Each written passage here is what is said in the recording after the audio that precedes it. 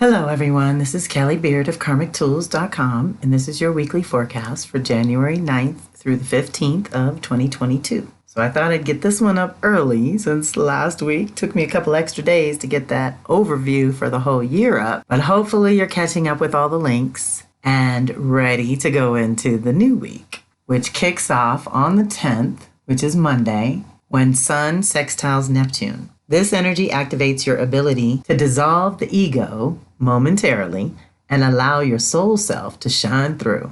Your spiritual center, base, or practice comes up. How is it supporting you? If you've gotten away from your practice, this energy will make it easier to connect to your spirit, your intuition, and the vision for your life's purpose at this time.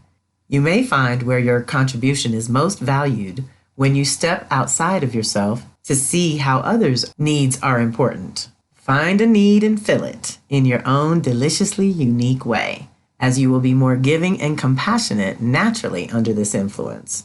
Your physical energy may be low as a result of Neptune channeling the Sun's source energy inwardly to recharge your spirit.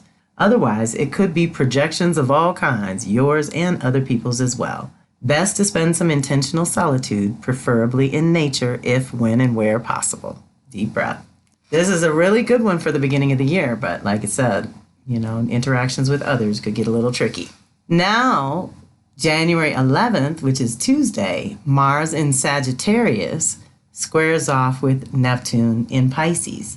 Now, this is a heads up from the other side of the table, basically. Mars is in Sag right now, squaring off with Neptune in Pisces. So we're looking at this one to guide us to a higher vision than what we may be able to perceive at this time. And if we can grow in our consciousness, I think navigating the other three squares when it's in Gemini later in the year will be more fruitful. Either way, this is your heads up on what may go through a serious process later on this year. I also put the links in here for the 2022 energetic overview and special alignments, where I will go into this one a little deeper in different ways on those two audios. But here's the activation we're dealing with on Tuesday, so just prepare yourself. This can be an annoying energy, to say the least. Basically, you may be confronted with challenges which are a direct result of earlier choices.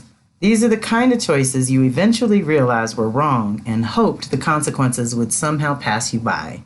Not gonna happen. You may feel very discouraged, possibly depressed, and be filled with fear and doubt. The key to getting through this energy is to take a step back, reflect on your choices and what led you to this point, and then, as objectively as possible, evaluate what went wrong. The tendency with this energy is to want to give up completely on the path you have chosen when all that is probably necessary is a little tweaking.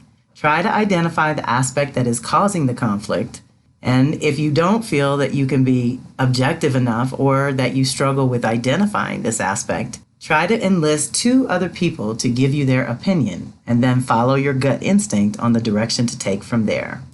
The other temptation with this energy is to be deceptive, either to yourself or others.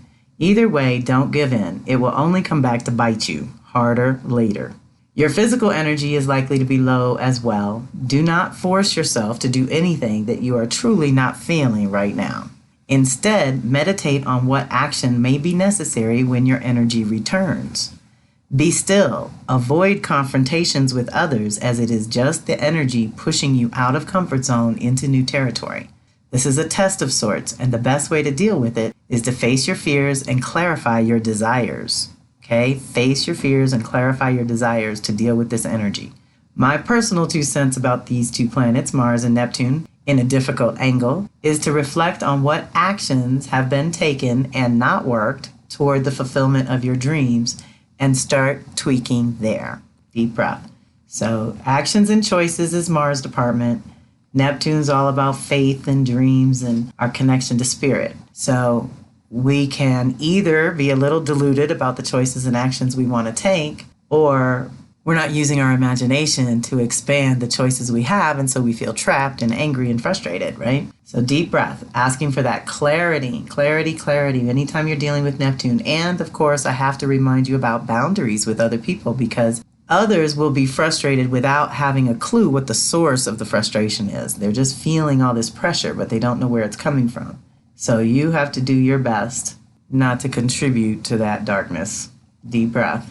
Same day, Tuesday, Vesta, which is what is sacred to you, the individual, enters Capricorn. I'm telling you, by the time we get done, I think we're going to have 7 or 8 entities in there. And this is another sacred feminine to boot. This is special because it lends extra weight to the Venus soul work that we are already doing. Vesta spends about 2 months in a sign and helps us reconnect with that essence within us.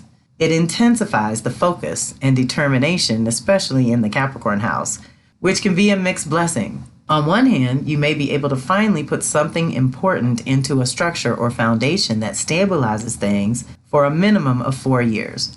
But on the other hand, if you have avoided responsibility or making certain choices, things could get a little uncomfortable until you commit to a new direction. Deep breath. So that's the thing. Vesta has a 4-year cycle. It takes her that long to even show up in Capricorn. So the fact that she showed up right when Venus slowed down means there is definitely a meeting to be had in that department amongst your feminine nature. Then on the 14th, which is Friday, Mercury will retrograde in Aquarius. So I'm going to send you back to the January 2nd entry for more on Mercury in Aquarius specifically, but it's retrograde now until February 3rd when it goes direct in Capricorn. But here I'd like to focus on the fact that we've gotten 2 years in a row with Mercury going backwards in Aquarius, breaking up and shaking up any old rigid ideas or thought patterns. Now we will be asked to commit to certain ideas and to create containers for the ones we have developed the most. So I suggest using this review to dig into any stuck places within you or your consciousness and clear anything keeping you from deepening your dedication going forward. So deep breath. I've put the links in here for the Mercury retrograde classes that I'm holding this year. There is a bundle where you can get all 3 at a deep discount.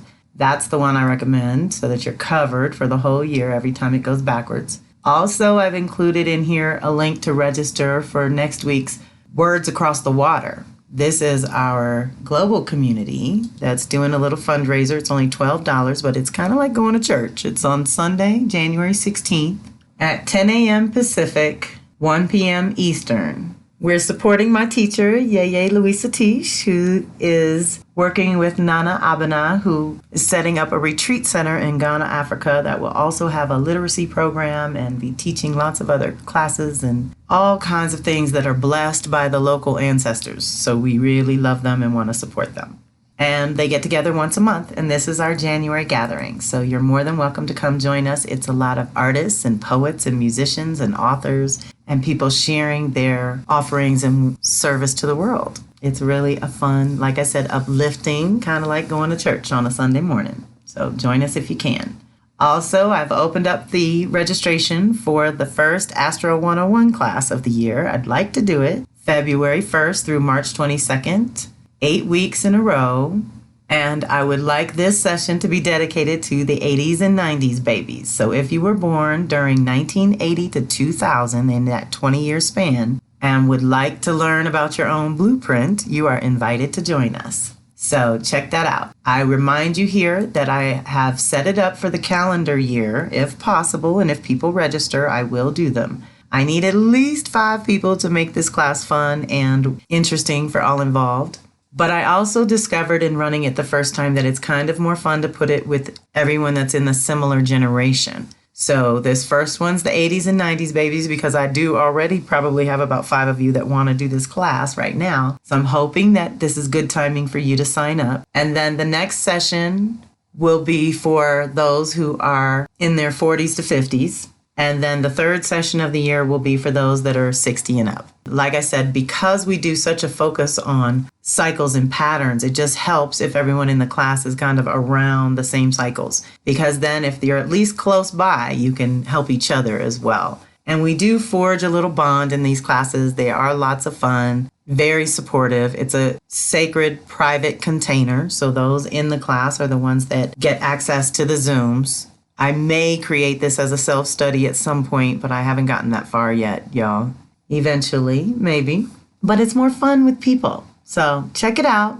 And you 20 and 30-somethings, if you want to jump in this go-round, it is going to be really fun. All right. That is your weekly forecast. I am so grateful for those of you in my community taking the time to listen and share with me. I hope you have a fantastic week. This is Callie Beard signing off.